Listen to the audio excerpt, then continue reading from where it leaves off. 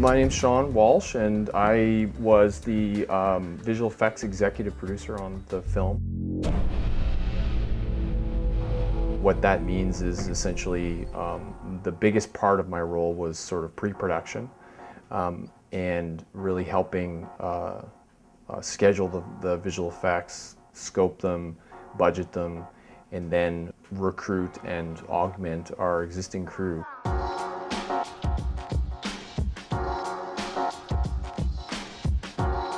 I had finished a traditional art degree at the University of British Columbia, but I really didn't know what to do with that degree, and I really had the feeling that I wanted to get out there and do something and work on something visible. And then Toy Story happened, and that sort of changed my whole perspective on what I might get interested in. And at that time I had absolutely no computer experience. I literally went to the film school cold. I had, what is this Photoshop thing going on in my head? So it was really exciting to sit down at a computer, having absolutely zero pre-knowledge, be able to produce a short film within a year of animation. That was an extremely exciting process. Originally, Neill's descriptions were of these shots that were simultaneously very natural, very kind of seamless shots, but also extremely surprising because the elements that were contained within them shouldn't be natural, they shouldn't be there.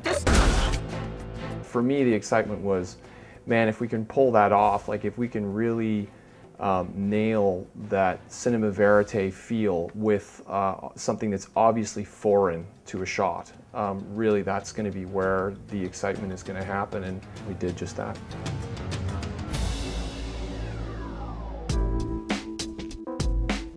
Honestly, I just can't, mention enough what a great person Neill has been to work for, and how I just really felt like the whole facility got behind him and really supported what he wanted to do.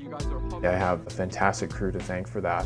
Everybody, all the supervisors, the crew working beneath them, really invested themselves personally in the project, and I think that that's the biggest thing that is showing on screen. We're seeing heavily armed forces being deployed into District 9.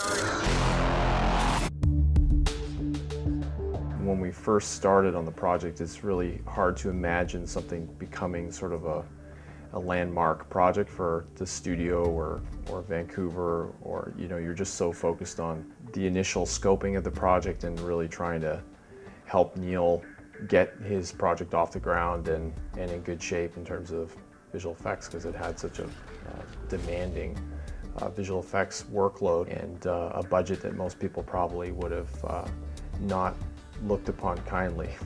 So we had a lot of work to do with the financiers, the bonding company, Neill, myself, all just trying to wrangle the project into shape, and luckily that process just never derailed the vision.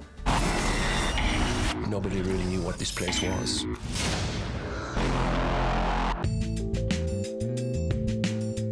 One of the greatest compliments we had on District 9 came from Matt Aitken, who's a very experienced visual effects supervisor who works at Weta Digital.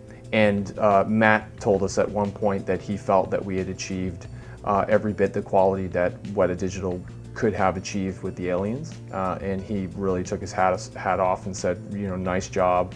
And that sort of peer level recognition from someone that we respect in the industry is really, really important.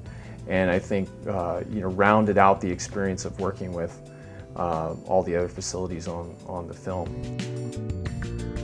I definitely have multiple different kinds of relationships with the Vancouver Film School grads. Obviously, folks that were my classmates being the first people that I have relationships with, and some of those people have gone on to very senior roles in the visual effects industry, and some of those folks ended up working on District 9.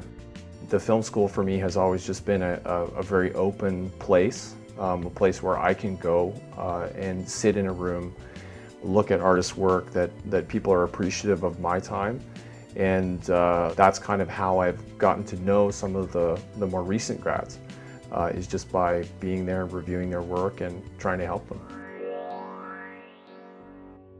There's an echelon of project that is being brought to the city that is increasing in its complexity. The budgets that are being managed locally are much higher than what has previously been seen in the city. I do think that there's a great talent pool here that's not really even tapped into yet. And I do think that there's going to be an increasing sort of influx of talent from around the world coming to Vancouver, because Vancouver is a great place to live.